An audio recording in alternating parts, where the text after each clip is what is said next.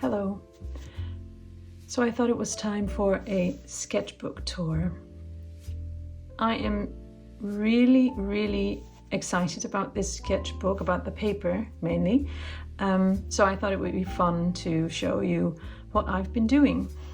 This is a Clairfontaine Kraftpaper sketchbook, and I really love the paper. I have put some fabric on it. As you can see, the paper itself is a bit, it's brown, so it's not that inspiring. And I wanted to draw on top of it, but then I would have to varnish it or something. So I thought, I'll just put some fabric on it. And I still had some fabric left because I created a fabric collection for Joan Fabrics. And well, they sent me lots of fabric and I didn't have the time to make clothing out of it or quilts, because it's a quilt collection. So I didn't have the time for that, but then I thought it would be really great to make some covers for my sketchbook. So I really like that for starters. I just glued it on with some Mod Podge, some glue, and it's a really nice way to personalize your sketchbooks. These sketchbooks are really cheap, I think. They're not too many papers. It's a thin sketchbook, which is also nice because then you get to fill it fairly quickly. I think I started this one in March of this year, 2024, and I finished it in June. So yeah, it doesn't take you like 2 years to fill the sketchbook, which is, that feels nice to be able to finish something. I started in this sketchbook because I usually work on white paper, but I had this in my studio, I think for probably for a year or maybe even longer, and I just didn't pick it up because it was brown and it didn't feel very exciting. And then on my Patreon, I choose a material every month. It's like I call it a forgotten material. And so every month I use a material in one of our sessions, our live drawing sessions. And it's a material I've forgotten about, or it's been neglected, or I was sort of postponing using it because I was scared of it or anything, and because I feel like it's a waste to let all your materials just sit in your studio, and you have to use them and you have to see what they can do. And in this case, it really opened up my love for colored paper, and I've since then made lots of new work on different colors paper, and I got really inspired. So when you buy the sketchbook, there's also one loose paper in it, which is really nice because then you can swatch and test out different kinds of materials.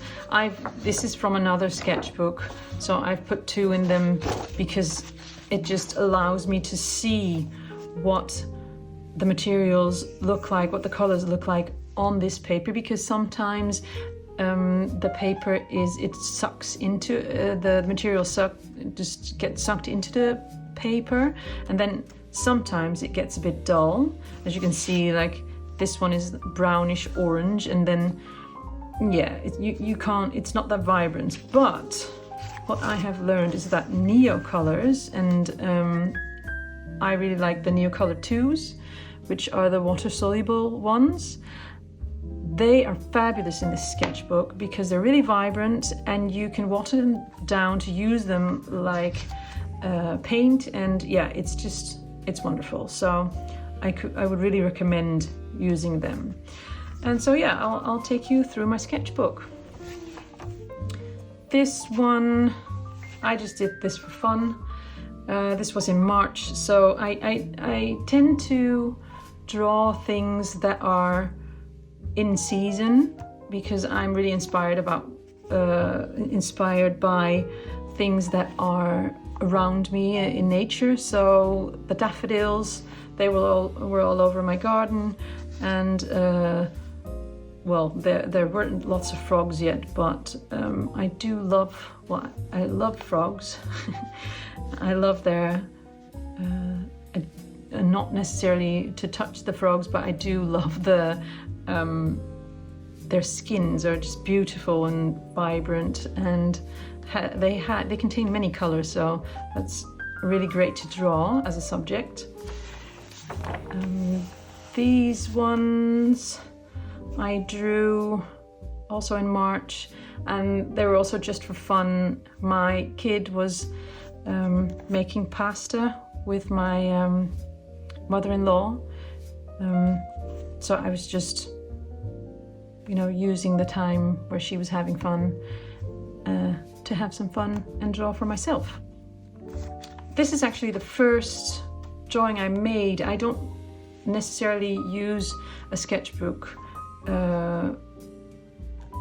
like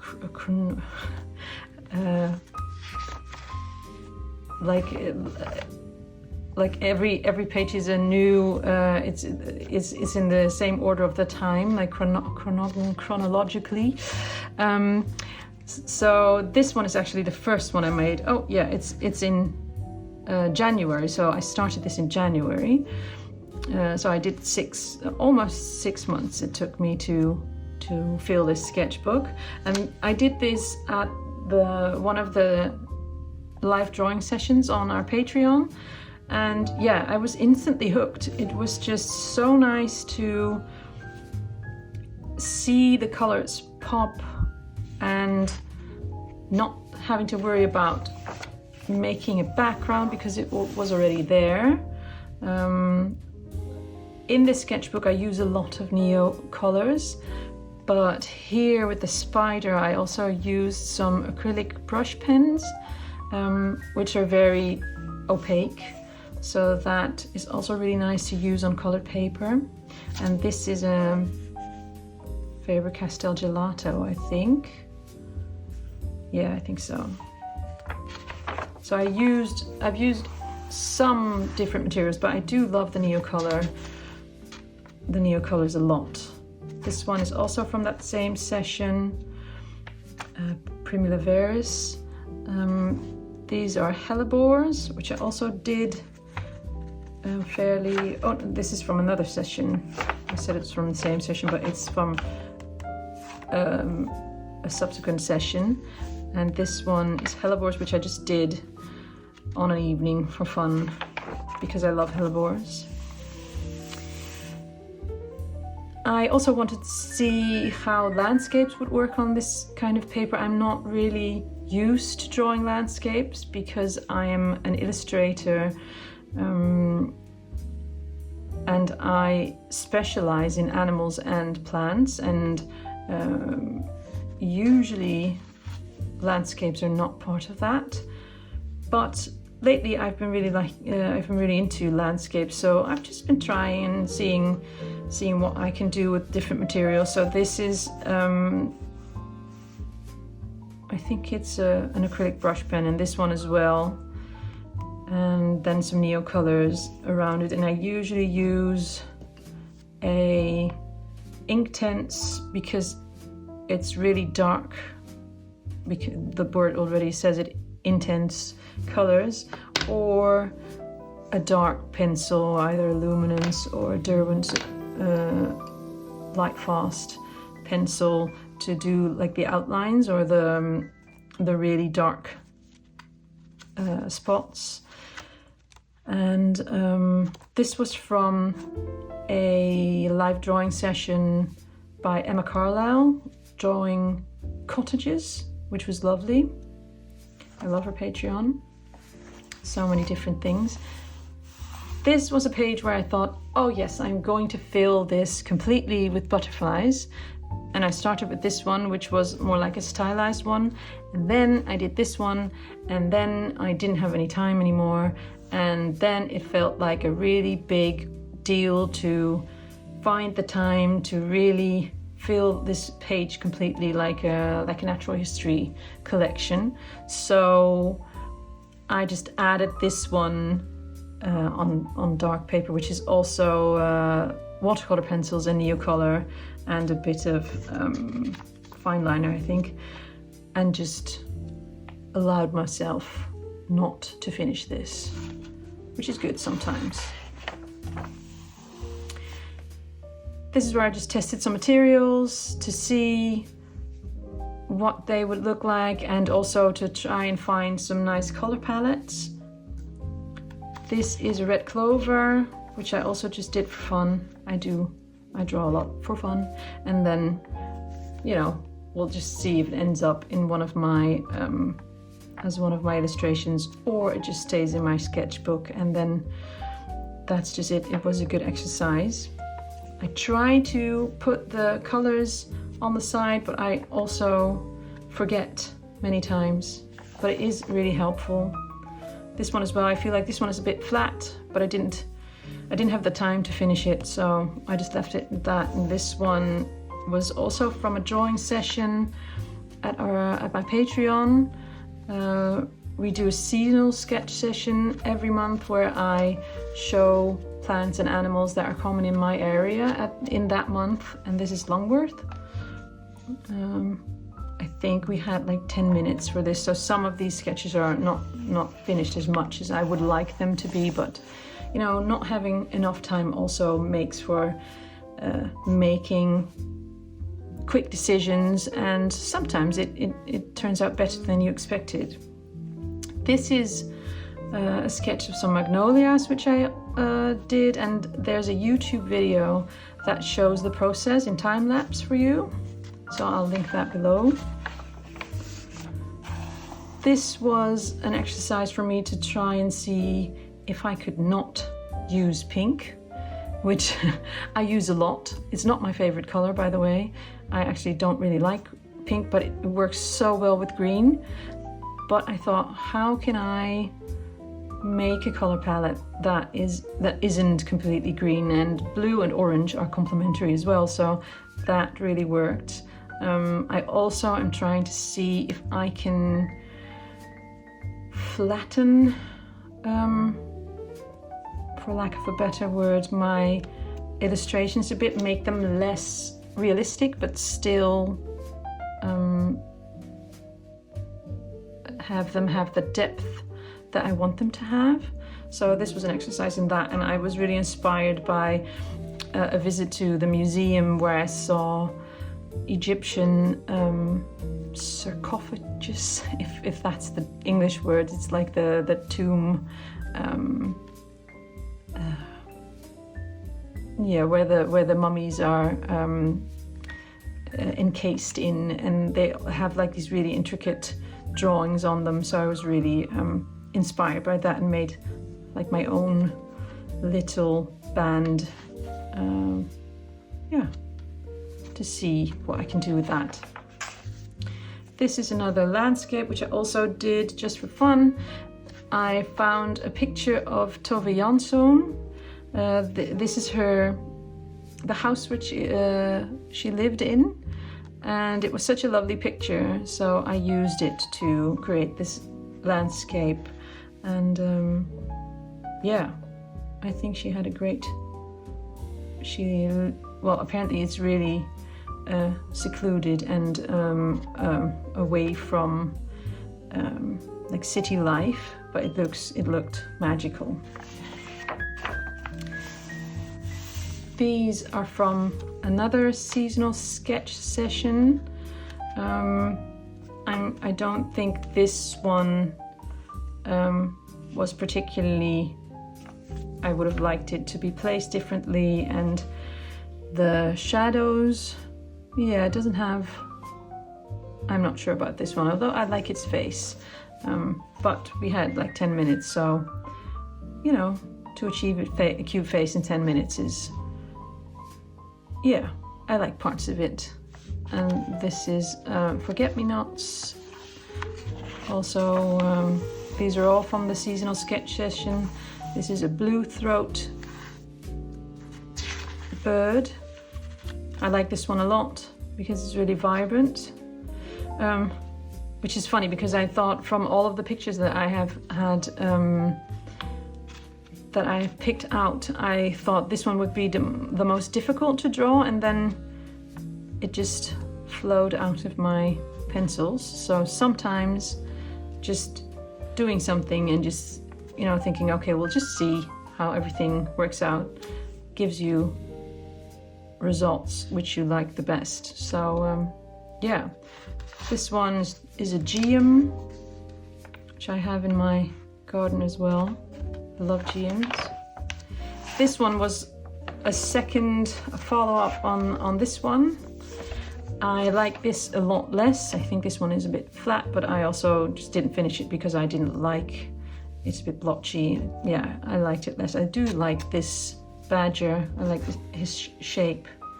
It's nice, but also the color palette, because I then got back to pink and thought, how can I pair pink with something else to make it less sweet? And yeah, I'm not sure if I really succeeded, but you know, it's a nice effort. This was from a sketch session from the Scribble Brigade by Sophie McPike, which they were all 5 minutes, drawing vintage stamps, which was a lovely session. I can highly recommend her Patreon and also her YouTube channel. Yeah, it was lovely to do something. If you do like 5-minute sketches, you get results so quickly, which is really satisfying. And they may not be as intricate and detailed as you'd like, but it's still, yeah, there are lots of bits and pieces that I really like. These pages are apples and peaches. I just did these because my agent asked me to draw some food. So that's what I did. I really like the depth in this apple. This is an odd page, and I think it's my least favorite page. Least favorite page. Sorry, I'm not native in English. English is not my mother tongue, my native language. I'm Dutch. So this was from a replay that I watched from Sarah Dyer's Patreon, and that was drawing lighthouses. And while I love the pictures, I'm not sure, I do love this. I really like the way I drew the rocks, but this is just way too bright, and yeah, I'm not really convinced this is a good page. And then also landscapes are just not my expertise, so I need some practice. And this one was just a page that I filled with some materials to see how they worked, and then I thought I'd draw on top of them. I thought I'd use some white and draw some blackberry blossoms. Yeah, also not my best, but it was an experiment. This was from our drawing session where I tried the forgotten material pastel pencils because I'm afraid of them. I don't like to get my fingers dirty, which is weird for an artist, but that's just what it is. And I was using them to see what I could do with them, but yeah. We were drawing nests, and I did some other drawings in my other white papered sketchbook. This was not my best, but I was just playing around, seeing if I could add water, how I could smudge them with a Q-tip and stuff like that. And this was just filling the page with some quilting inspiration and seeing if, trying out this color palette, seeing if I liked it. This is the last, yeah, this is the last spread. This is also from our seasonal sketch session, a dog rose and a swallow, which was an odd color, but it was a lovely, lovely bird. I think this one is a bit flat, but so I would have liked to have added some more depth or keep it a lot more flat. But I do like the colors. And this is Dog Rose, which is one of my favorites. I saw this in my local park and added it to the session. And then, yeah, this is the last page where I tried some pencils to see if the really light pencils, how they would work out on craft paper, which is, I think this is going to be my next experiment to see what I can do with really light nude colored pencils. So yeah, this is the end of the sketchbook. I hope you liked it, and see you in the next video. Thanks, bye.